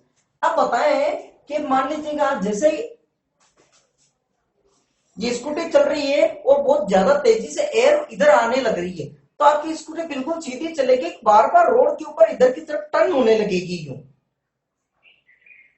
रोड के ऊपर इस तरह से स्कूटी धीरे धीरे टर्न होने लगेगी, आपकी स्कूटी इधर चल रही है और तेजी से एयर आ जाए तो स्कूटी बार बार इधर की तरफ टर्न होने लगेगी, डिफ्लेक्ट होने लगेगी। क्यों, वो रिजल्टेंट फोर्स की डायरेक्शन में जा रही है, तो रिजल्टेंट फोर्स किधर लगेगा यही चीज चेक करना है, ठीक है। उसी की मैं टेक्निक बता रहा हूं कि एडिशन या फिर सब्सट्रैक्शन ऑफ वेक्टर्स, कि दो वेक्टर्स को कैसे ऐड करते हैं ग्राफिकली। मैथमेटिकल फॉर्मूला तो बनाएंगे ही, वो बाद में बनाएंगे, पहले चेक करते हैं ग्राफिकली कैसे करते हैं, वो ध्यान से सुनना, उसके बाद इस क्वेश्चन पर वापस आएंगे। अभी एक चीज बता दीजिएगा, एयर का फोर्स, सॉरी इंजन का फोर्स तो इधर, एयर का फोर्स लग रहा है इधर, तो स्कूटी बार बार अगर बात कहें तो इस डायरेक्शन से बार बार इधर की तरफ घूमेगी और रिजल्टेंट डायरेक्शन इधर की तरफ कुछ होने लग जाएगी, एफ रिजल्टेंट या एफ टोटल कह दीजिएगा, इसकी तरफ आएगी। तो ये भी कैसे आई डायरेक्शन, कितना मैग्नीट्यूड आया, ये सब चीजें ग्राफिकली आप चेक करते हैं, ठीक है। मैथमेटिकली भी बनाएंगे बाद में, तो समझना कैसे बनाते हैं, बहुत कंसंट्रेट होकर सुनना ध्यान से बात को।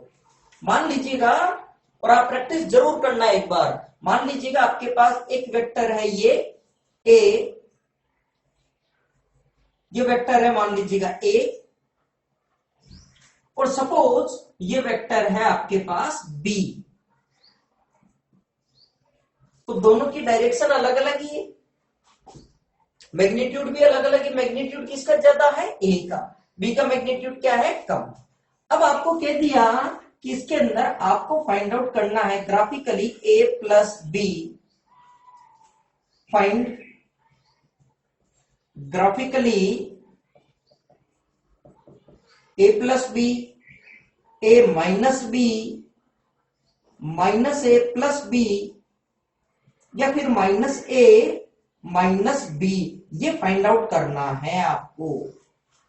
वो ध्यान से समझना कैसे करते हैं, इस क्वेश्चन पे वापस आएंगे। देखिएगा सबसे पहले, अच्छा एक चीज और बताएं आप, किसी भी वेक्टर क्वांटिटी के अंदर दो चीजें शामिल होती है, एक तो उसका मैग्नीट्यूड, एक होती है उसकी डायरेक्शन। दो चीजों को शामिल करने से बनेगा वेक्टर, क्लियर। ये कोई वेक्टर है, ये इसका हो गया मैग्नीट्यूड और ये हो गई इसकी डायरेक्शन, ठीक है। मान लीजिएगा ये वेक्टर है सपोज ए वेक्टर है। अच्छा, किसी भी वेक्टर क्वांटिटी में कब चेंजेस हो जाएगा, जब उसका मैग्नीट्यूड चेंज होगा तब भी माना जाएगा कि वेक्टर क्वांटिटी में चेंज हो गया। डायरेक्शन चेंज हो जाए तब भी हम कहेंगे नहीं वेक्टर में तो चेंज हो गया, क्योंकि वेक्टर का मतलब भी दोनों ही चीजें हैं। अच्छा, दोनों ही चीजें चेंज हो जाए तब भी वो वेक्टर चेंज हो ही जाएगा। मतलब मैं ये कहना चाह रहा हूं कि सपोज ये वेक्टर है मेरे पास ए, ठीक है, ये वेक्टर है ए, तो क्या अब ये वेक्टर ए रहेगा क्या? नहीं। क्यों? ए वेक्टर की डायरेक्शन इधर थी और मैग्नीट्यूड था ये। अब अगर आपने जैसे इसके ऊपर कैप पहना दी तो डायरेक्शन तो भले ही चेंज नहीं हुई हो, लेकिन मैग्नीट्यूड तो इंक्रीज हो गया। अब ये वेक्टर कोई सा भी हो हमें को नहीं पता, लेकिन ये गारंटी कि वेक्टर ए तो नहीं है, क्योंकि वेक्टर ए तो ये था, ये वेक्टर ए था, अब ये वेक्टर ए नहीं रहा, चेंज हो गया, पता नहीं कौन सा है, बस वेक्टर ए नहीं है। क्यों? मैग्नीट्यूड चेंज हो गया। दूसरी बात वापस समझते हैं एक और, ये है वेक्टर ए, तो क्या अब ये वेक्टर ए है क्या? नहीं है वेक्टर ए। क्यों? क्योंकि वेक्टर ए की डायरेक्शन तो इधर थी, भले ही मैग्नीट्यूड इसका चेंज नहीं हुआ हो, लेकिन डायरेक्शन चेंज होगी। तो डायरेक्शन चेंज होगी तब भी क्या माना जाएगा कि अब ये वेक्टर ए नहीं रहा है, चेंज हो गया है। क्लियर? अच्छा, अब वापस समझते हैं, ये वेक्टर ए, क्या अब ये वेक्टर ए है क्या? नहीं। क्यों? मैग्नीट्यूड भी बदल गया, डायरेक्शन भी बदल गई, तो ये अभी भी ये अभी वेक्टर ए नहीं है। क्लियर? तो कोई भी वेक्टर कब चेंज हो जाएगा? जब उसमें मैग्नीट्यूड में चेंज कर लो, चाहे डायरेक्शन में चेंज कर दो, चाहे दोनों में चेंज कर दो, तो माना जाएगा कि भाई वेक्टर में चेंजेस हुआ है। कब चेंज नहीं होगा? जब ना तो मैग्नीट्यूड बदले ना ही डायरेक्शन। बात को समझना, ये मान लीजिएगा है वेक्टर ए। क्लियर? मतलब ये इसका मैग्नीट्यूड, ये उसकी डायरेक्शन। अब इसको आहिस्ते से उठाया, धीरे यहां पे रख दिया, क्या डायरेक्शन चेंज हुई? नहीं। क्या इसका मैग्नीट्यूड चेंज हुआ? नहीं। तो ये भी वेक्टर क्या रहा? ए। इसका मतलब दिमाग में बैठाना बात को, वेक्टर को बिना टर्न किए, बिना रोटेट किए, बिना घुमाए कहीं पर भी उठाकर आहिस्ते से रख सकते हैं। मैग्नीट्यूड चेंज नहीं हो रहा हो, डायरेक्शन भी चेंज नहीं होता हो, तो वो भी वेक्टर ए ही रहेगा। मतलब अगर ये वेक्टर ए है तो मैं इसको बड़े आहिस्ते से उठाकर धीरे से इसको यहां रख दिया, यहां रख दिया इसको, ठीक है, उतना उतना मैग्नीट्यूड है अप्रोक्सीमेट, तो ये वेक्टर ए ही रहा। यहां तक क्लियर किया बात? ठीक है। अब अगर आपको निकालना है ए प्लस बी, ठीक है, कोई भी वेक्टर है तो वेक्टर का ये तो हो गया हेड, कोई भी वेक्टर ये हो गई उसकी हेड, ये हो गई उसकी टेल, हेड और टेल, ये वेक्टर ये उसका हेड, ये होगी उसकी टेल। क्लियर? अब सुनना ध्यान से, वो ध्यान से सुनना, जिस वेक्टर को ऐड करना है उसकी टेल को, जिस वेक्टर को ऐड करना है उसकी टेल को, जिसमें ऐड करना है उसके हेड पर रखो। मैं फिर रिपीट कर रहा हूं, जिस वेक्टर को ऐड करना है, मतलब बी को, जिसमें ऐड करना है, ठीक है, बी को ऐड करना है ए में, तो बी की टेल को ए के हेड पर रखना है। तो आपको क्या करना है? बी को ऐड करना है ए में, तो आपको जिसको ऐड करना है उसकी टेल को जिसमें ऐड करना है उसके हेड पे रखो। तो बी की टेल ये रही, ए आपने उठा लिया, आहिस्ते से बी को उठाओ और आहिस्ते से इस तरह से रखो कि बी की टेल कहां आ जाए? ए के हेड पर। तो इसको उठाया आहिस्ते से, धीरे से उठाकर यहां पे रख दिया। ये सपोज हो गया वेक्टर बी।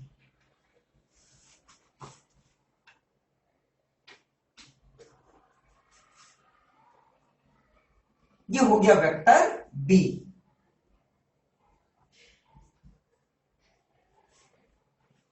अब बची हुई हेड से, बची हुई टेल से बचा हुआ हेड मिला दो, वो आ जाएगा आपके ए प्लस बी। मतलब यहां से बिल्कुल एक स्ट्रेट लाइन मिला दीजिए।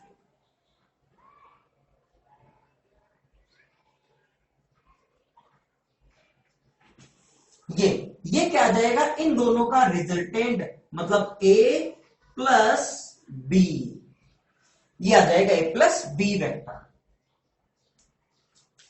समझ में आ रही है मेरी बात? ठीक है, अब इंजन वाला एग्जांपल लेते हैं। देखो आपकी स्कूटी में या बाइक पे ये फोर्स पे, इधर तो फोर्स कौन सा लग रहा था, इंजन का फोर्स, इंजन का फोर्स लग रहा था इधर, और इधर क्या लग रहा था, एयर का फोर्स। ठीक है, अब क्या करना है, आपको टोटल फोर्स देखना है, तो एफ टोटल मतलब F engine plus F air. तो एफ एयर को क्या करें बताओ, एफ एयर को ऐड करना है किसमें, एफ इंजन में। ठीक है, तो पहले एफ इंजन को उठा के रख दो जो रखा हुआ है। अब क्या करेंगे, एफ एयर की टेल को एफ इंजन के हेड पे रखना है। तो ये इसका तो हो गया, ये हेड ये टेल, ये हो गया इसका हेड और ये टेल। ठीक है, तो इसको आहिस्ते से उठाओ और धीरे से यहां पर रख दो। ठीक है, अब इसको रख दिया, ये लो, ये रख दिया आपके पास, और ये क्या हो गया, एफ एयर। अब बची हुई टेल से बचा हुआ हेड मिला दो, और ये क्या आ जाएगा, F total, F total force लग रहा है। ठीक है, अब बताएंगे आप, देखिएगा, अब जब स्कूटी इधर चल रही थी, आपके पास स्कूटी की डायरेक्शन इधर थी, ठीक है, और तेजी से एयर इधर आने लगी, तो स्कूटी बार बार अपनी रोड से इधर की तरफ डेविएट होने लगेगी। क्यों, देखिए ना, रिजल्टेंट फोर्स की डायरेक्शन भी किधर आ रही है, इधर, ये रोड, ये इधर की तरफ, इधर देखिए बार बार टर्न होने लगी। क्यों, रिजल्टेंट फोर्स इधर है। तो वेक्टर के अंदर ये जो मैं टेक्निक बता रहा हूं, ये यही बताती है कि कोई भी दो वेक्टर जो अलग अलग डायरेक्शन में है, उनकी टोटलिंग करोगे कैसे। ठीक है, ग्राफिकल मेथड है।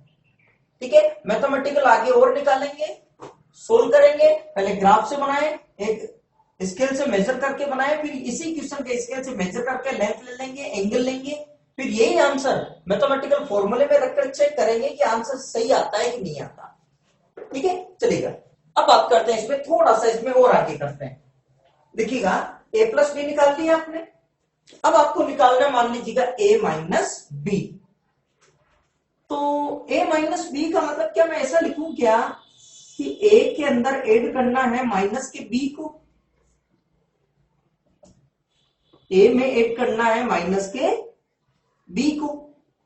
अच्छा, वेक्टर के अंदर माइनस साइन का सिर्फ और सिर्फ यही मतलब है कि डायरेक्शन अपोजिट हो जाएगी। मतलब ये वेक्टर अगर मान लीजिएगा बी वेक्टर, तो ये हो जाएगा माइनस बी वेक्टर। ये है मान लीजिएगा प्लस का 4 Newton, Newton force vector quantity, plus का 4 न्यूटन, तो ये हो जाएगा माइनस का 4 न्यूटन। मैग्नीट्यूड चेंज नहीं होगा, सिर्फ और सिर्फ डायरेक्शन। और वेक्टर में माइनस साइन केवल और केवल डायरेक्शन को ही रिप्रेजेंट करता है। तो बताएंगे, ये प्लस का बी है, तो माइनस का बी कौन सा हो जाएगा, ये हो जाएगा माइनस का बी,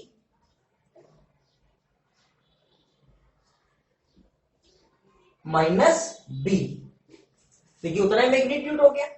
अब आप बताएं, ए माइनस बी का मतलब ए के अंदर क्या ऐड करना है, माइनस बी ऐड। क्या कह रहे हैं, देखिएगा, बी तो बना हुआ ही है, अब ए के अंदर क्या ऐड करना है आपको, माइनस का बी। और मैं आपको बता चुका हूं कि जिसको ऐड करना है उसकी टेल को, जिसमें ऐड करना है उसके हेड पे रख दो। अब आपको क्या करना है, ए में क्या ऐड करना है, माइनस बी, तो माइनस बी ये रहा। अब माइनस बी को इस तरह से उठाओ, धीरे से उठाया, और कहां रखना है, ए के हेड पे, तो ये रहा, ए के हेड पे रखो, किसके, माइनस बी की टेल को। तो माइनस बी की ये तो हो गया हेड, और ये हो गई टेल। ठीक है, तो अब इसको आहिस्ते से उठाकर यहां पे रखें यूं, या फिर एक काम करें, इधर क्या है, प्लस का बी, तो इसको इधर पलट दे, तो ये क्या देगा, minus B. As it is इतना कितना,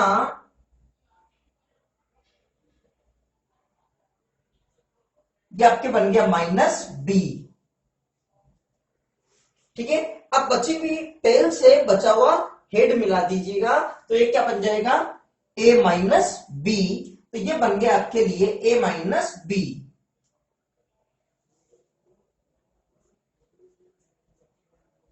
ये बन गया आपके a माइनस बी। क्लियर, कोई दिक्कत नहीं। अब आपको बनाना है थर्ड, माइनस ए प्लस बी। तो माइनस ए प्लस बी का मतलब भी यही हो गया कि एक तरह से माइनस का ए में क्या ऐड करना है, प्लस का बी। तो पहले तो माइनस ए बनाओ, वही या तो अलग बनाओ या फिर एक में बनाओ। एक में बनाने से क्या कि आपको एक तो इंफॉर्मेशन और भी मिल जाएगी, अभी क्लियर हो जाएगी।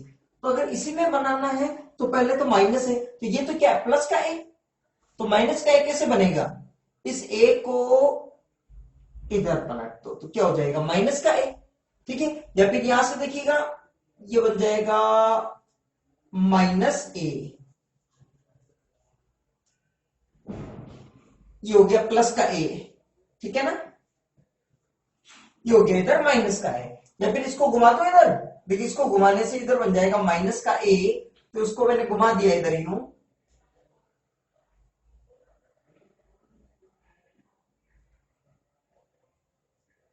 ये बन गया आपके लिए माइनस ए।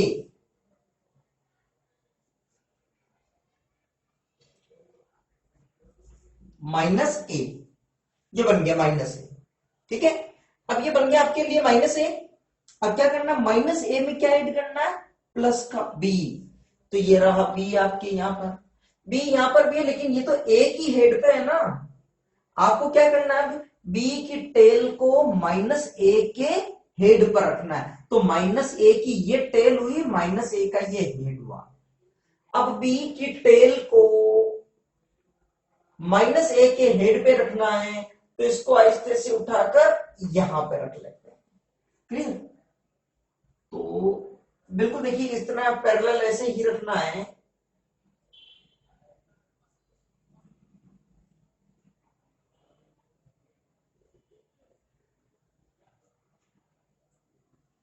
ये हो गई आपके लिए बी। क्लियर, ये माइनस से ये बी। अब बताएंगे बची हुई टेल, मतलब माइनस ए की टेल से बी के हेड को मिला दे तो वो क्या बनेगा, माइनस ए प्लस बी। तो माइनस ए प्लस बी कहां से बन जाएगा, ये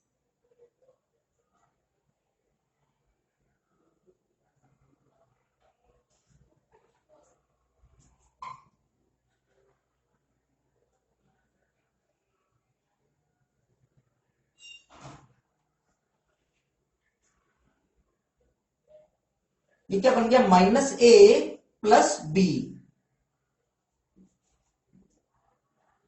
माइनस ए प्लस बी, ये बन गया।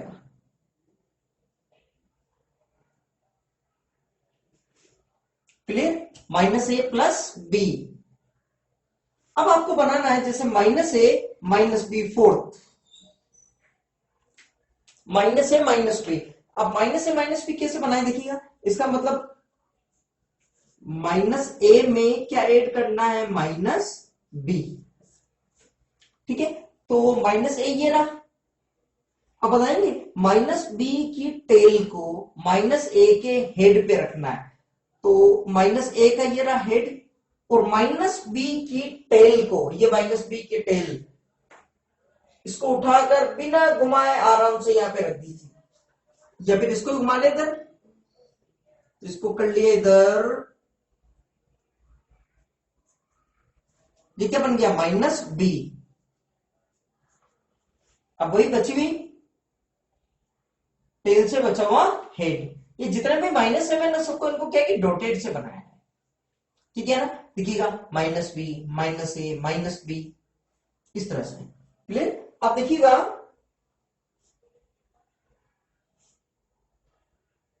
अब इसको इससे मिला देते हैं, ये हो गया यहां से।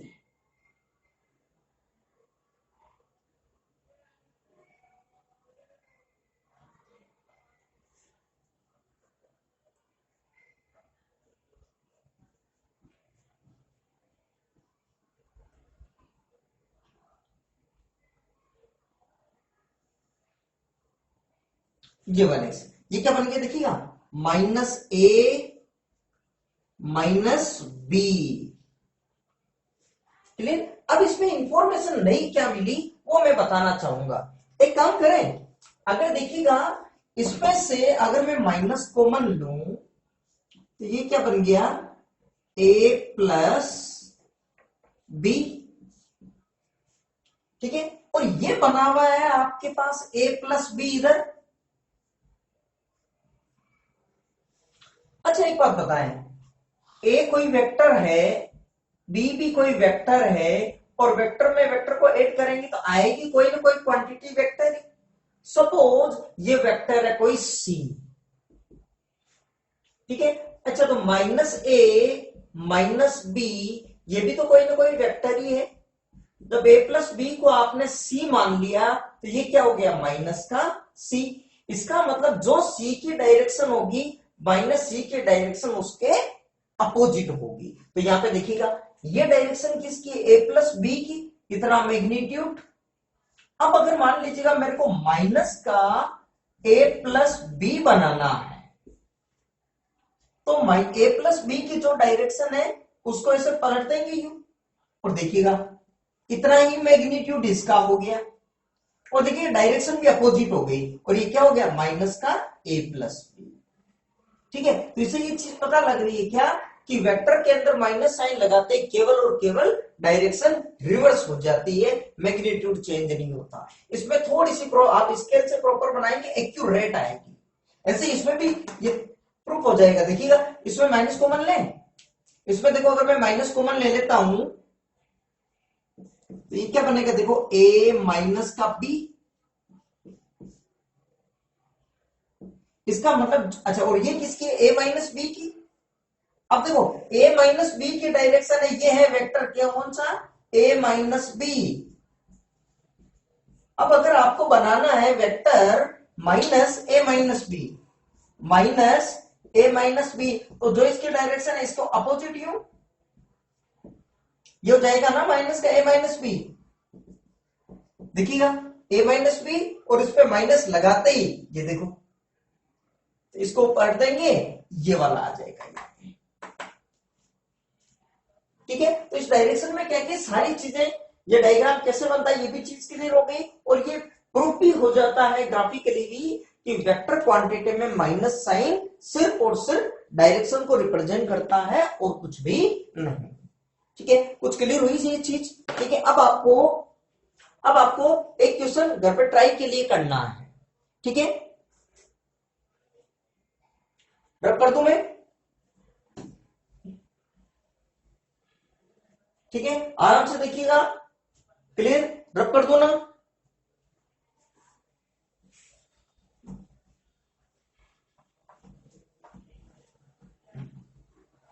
अब आपको मैं एक क्वेश्चन और दे रहा हूं, आपको ट्राई करना है आपके बाद। ठीक है, कि मान लीजिएगा ये है वेक्टर ए, ये है वेक्टर ए। ठीक है, कितने भी डायरेक्शन ले लीजिएगा आप भी, कितना भी मैग्नीट्यूड ले लीजिएगा, और ये मान लेते हैं वेक्टर बी। और वही सारी चीजें निकालनी है, ए प्लस बी, ए माइनस बी, वही सारी चीजें निकालनी है। देन फाइंड ग्राफिकली ए प्लस बी, ए माइनस बी, माइनस ए प्लस बी, और माइनस ए माइनस बी। ये चार चीजें निकालनी है।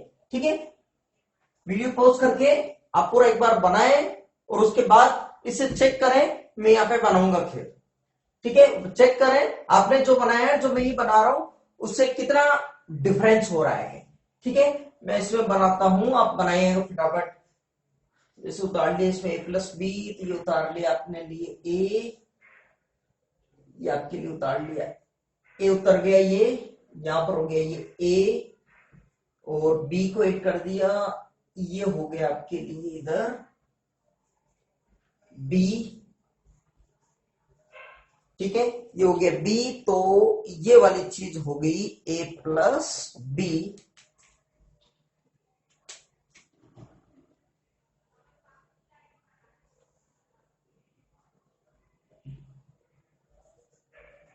a plus B. ठीक है, एक और बनानी है आपको, a माइनस बी। इसका मतलब a में जोड़ना है माइनस का b, a में ऐड करना है माइनस बी, तो प्लस का b तो ये रहा, तो माइनस का b इसके अपोजिट डायरेक्शन में हो जाएगा।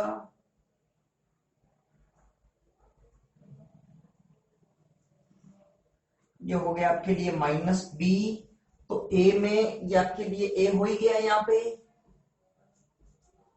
ठीक है, अब a माइनस बी कौन सा हो गया, ये हो गया आपके लिए की बार थोड़ा सा,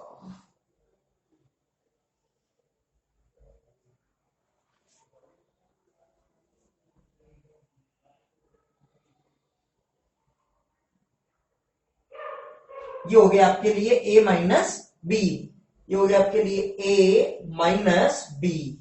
ठीक है, अब एक बनाना है माइनस ए प्लस बी, तो इसको ऊपर शिफ्ट कर दिया माइनस ए, ये हो गया आपके लिए माइनस ए, और बी शिफ्ट कर दीजिएगा तो बी हो गया यहां पर इस तरह से, ये हो गया आपके लिए बी। इसको मिटा रहा हूं थोड़ा,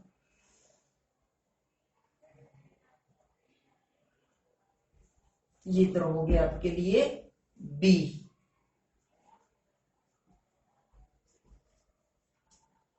ठीक है, तो माइनस ए इधर हो गया बी, तो इधर हो गया माइनस ए प्लस बी, ये हो गया आपके, यहां से इधर आगे कर दीजिएगा।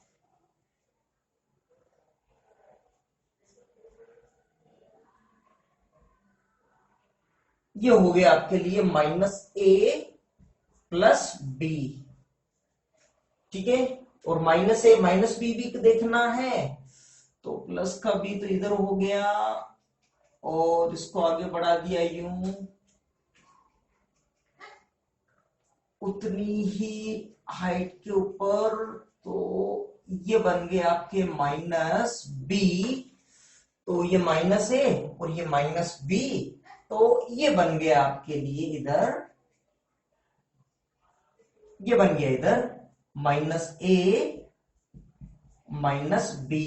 ठीक है, अब देखिएगा माइनस कॉमन भी लोगे ना आप, तो ए प्लस बी इसका अपोजिट हो गया, देखिएगा। ठीक है, और ए माइनस बी इसका अपोजिट हो गया ये। अब आप इससे मैच कर लीजिएगा। ठीक है, आई होप कि आपको ये वीडियो कुछ, आपकी कुछ प्रॉब्लम सोल्व की होगी और आपको भी कुछ